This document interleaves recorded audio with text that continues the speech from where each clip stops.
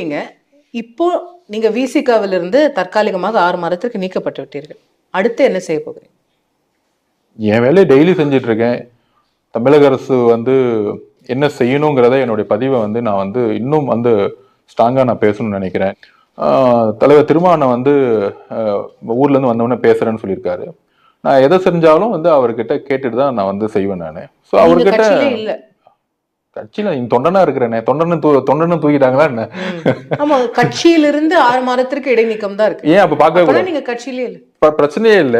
தலைவர் ஃப்ரீடமா பார்க்கலாம், தலைவரை சுதந்திரமா பார்க்கலாம். அம்பேத்கர் சொல்லும்போது சுதந்திர உணர்வோட பார்க்கலாம். நம்ம நீங்க விஜய் கட்சியில சேர போறீங்க அப்படின்னு ஒரு பெரிய எதிர்பார்ப்பு இருக்கு. அதெல்லாம் இல்ல. அதாவது நான் திருப்பி சொல்றேன், வாழ்க்கை எந்த பயணத்துல போகுது அப்படிங்கறத நான் திருப்பியும் சொல்றேன், தலைவர் திருமாவளவன் கிட்ட உட்கார்ந்து பேசியே முடிவு பண்ணுவேன்.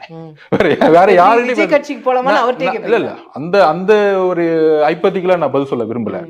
எந்த பயணம் எந்த ஆங்கிள் கொண்டு போலாம் என்னங்கிறது அவர்கிட்ட நான் அவருடைய கருத்துக்களையும் கேட்பேன். எனக்கு ஒரு 2-3 பேர் ஒரு அட்வைசரா இருக்காங்க அப்படின்னா அதுல முதல்ல அவரும்.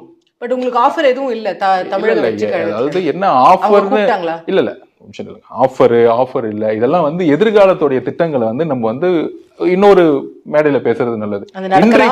இன்றைக்கு தலைவர் திருமாவளவனுடைய அழைப்பு எனி டைம் வரும். அவரோட பேசுறதுக்கு காத்துக்கிட்டு இருக்கேன். ஒரு நல்ல விஷயங்கள் நடக்கும். டாக்டர் தமிழிசை அவர்கள் கேட்ட மாதிரி இந்த 6 மாத காலத்திற்குள் ஆதவ் மனம் மாறுவாரா அல்லது திரும்ப அணி மாறுவாரா அப்படின்னு கேக்குறாங்க. ஒரே ஒரு விஷயம் மட்டும் சொல்லிக்கிறேன், நான் எப்பயும் தலைவர் திருமாவளவனோட இருப்பேன். அவ்வளவுதான். நீங்க எந்த முடிவும் எடுக்கல, உங்களுடைய